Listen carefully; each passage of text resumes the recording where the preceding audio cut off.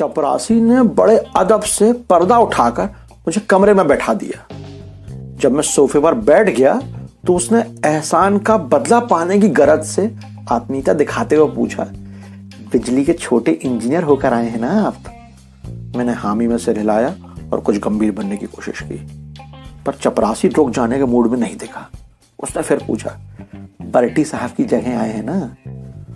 मैंने फिर गंभीरता दिखाते हुए कहा, हाँ। फिर उसने अपनेपन से पूछा, आप तो बामन है ना? कहीं वो पैर ना छू ले।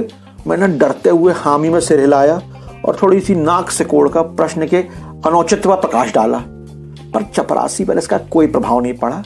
उसने फिर अपनेपन से पूछा, अच्छा हुआ आप बर्टी की जगह आ गए, वहां तो बहुत बदमाश था, सब परेशान थे। दोस्तों, मैं अतुल हूं। आज शनिवार है और हर शनिवार को आपको कहानी सुनाने का वादा रहता है। आज सुना रहा हूं शीला शुक्ल की कहानी साहब का बाबा। सही समझे आप, बिल्कुल वही राग दरबारी वाले शीला शुक्ल। तो कहानी कंटिन्यू करते हैं। ये बड़ा आकर्षक विषय था बर्टी वाला। मैं भी कुछ कहना चाहता था, अंदर की निकालना चाहता था, पर चीफ के चपरासी से इस पर बात चलाई जाए या नहीं, इसी उहापोह में कोई जवाब नहीं दिया। धीरे से मुस्कुराकर फिर गंभीर हो गया। लेकिन चपरासी तो चपरासी था, वो चेहरा पढ़ना जानता था, जैसे उसे मेरी था मिल गई थी। धीरे से जैसे कोई घर का आदमी हो उसने कहा, आप बैठे, मैं साहब को इत्तला दे आऊं। वह चला गया, फिर वापस नहीं आया। मैं चुपचाप कमरे में बैठा रहा। कमरा चौकोर था, अच्छे से सजाया गया था। किसी 100-125 रुपया महीना पाने वाली सुरुचि ने, यानी किसी विभागीय डिजाइनर ने बड़े बड़े किताबी करिश्मे दिखाए थे। अपना उसका कौशल झलक रहा था। मैं एक संगमरमरी क्यूपिड यानी कामदेव से लेकर मिट्टी के बुद्ध तक अपनी निगाह नचाता रहा। एक साथ श्रृंगार और शांत रस में डूबता हुआ उतराता रहा। इसी बीच दरवाजे पर एक आहट सी हुई। मैंने उठना तो चाहा, पर उठते उठते बैठ गया। करीब 7-8 साल का एक बच्चा मेरे सामने आकर खड़ा हो गया। गोरा चिट्टा, स्वस्थ, बनियान और हाफ पैंट पहने हुए, बाल माथे तक फैले हुए थे उसके। उसे देखकर पहली बार में तो मन में वात्सल्य उमड़ पड़ा। मैंने मुस्कुराकर कहा, हेलो। वह हंसकर मेरे घुटने के पास आकर खड़ा हो गया। उसने भी कहा, हेलो। मैंने प्यार से उसका सिर सहलाया, फिर पूछा, बेटा तुम्हारा नाम क्या है? उसने कहा, नहीं बताते। पलक झपकते ही वह मेरी गोद पर चढ़ाया। उसका मुलायम शरीर कुछ देर तक तो बड़ा भारी लगा। अब वह मेरी जांघों पर खड़ा हो गया। मेरे बालों को हाथों से खींचते हुए बोला, बताते क्यों नहीं, अपना नाम बताओ। इस हालत में नाम बताते हुए मुझे बहुत झेप लगी। किसी तरह उसके हाथ से मैंने अपने बाल छुड़ाए। बाल बिगड़ जाने पर मन ही मन उसे कोसते हुए नीचे खड़ा कर दिया। फिर अपने बड़े होने का एहसास होते ही सदियों से चली आ रही एक नसीहत दे डाली, अच्छे बच्चे ऐसा नहीं करते। अब वह बहुत तेजी से दांत पीसता हुआ मेरी गोद में चढ़ने को दौड़ा और चीखने लगा, अच्छे बच्चे, नाम बताओ, मुझे अपना नाम बताओ। मुझे डर लगा कि कोई ये ना समझे मैं उसे मार कूट रहा हूं या गला दबोच रहा हूं। मैंने बहुत दीन भाव से कहा, मेरा नाम गोपाल है। उसने मेरी टाई अपनी ओर खींचकर खुश होते हुए कहा, अरे वाह रे गोपल्लू। यह कहने में उसने जैसा मुंह बनाया, उसी से मुझे समझ में आ गया कि यार बच्चों को ठीक रखने के लिए छड़ी का महत्व अभी तक ठीक तरह से समझा नहीं गया है। पर मेरी टाई कुछ बिगाड़ कर वह कुछ शांत सा हो गया था। फिर कुछ प्यार से बोला, मेरा नाम लील है। मैंने कहा, वेरी गुड। फिर वह बोला, दीदी का नाम जानते हो? मैंने नहीं में सिर हिलाया। उसने कहा, क्वीनी, उसका यार बोलता है। मेरी आंखें आश्चर्य से फटी रह गईं। उसने कहा, डैडी का नाम जानते हो? मैंने वैसे ही नहीं में सिर हिलाया। वह बोला, भेड़िया, हमारा नौकर बोलता है। फिर बोला, मम्मी का नाम जानते हो? मैंने फिर नाम में सिर हिलाया। उसने कहा, डार्लिंग, डैडी मम्मी को डार्लिंग बोलते हैं। मैं उदास होकर बैठ गया तो उसने कहा, वह क्या है? मैंने जवाब दिया, बुद्धा। वह तालियां बजाकर उछल पड़ा, बोला, बुद्धा नहीं बुद्धू, बुद्धू तुम बुद्धू।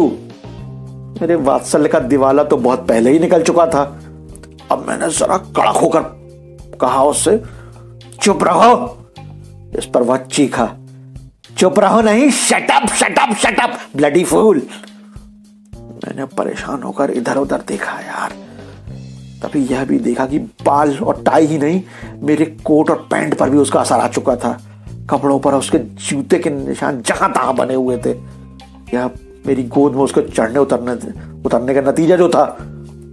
मैं बस रोया नहीं, बस धीरे से कहा, लीलू ये क्या कर रहे हो? वह मुंह मटकाता रहा। क्या बकता हूं? अच्छा। कुछ देर तक तो चुप रहा, फिर बोला, उस तस्वीर में क्या है? जंगल है और वह लड़का और लड़की। मैंने क्यूपिड की मूर्ति को मन में प्रणाम करके कहा, हाँ वे भी हैं। वह बोला, क्या करते हैं? इस पर मैं चुप हो गया, चुप रहना ही अच्छा समझा।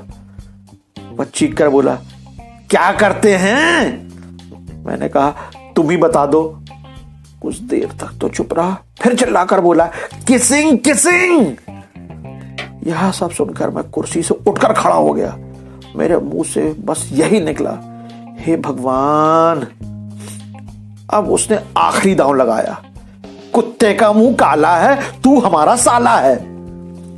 तभी दरवाजे पर एक भूतनी सी महिला आगे खड़ी हो गई। मैं ठिठक गया।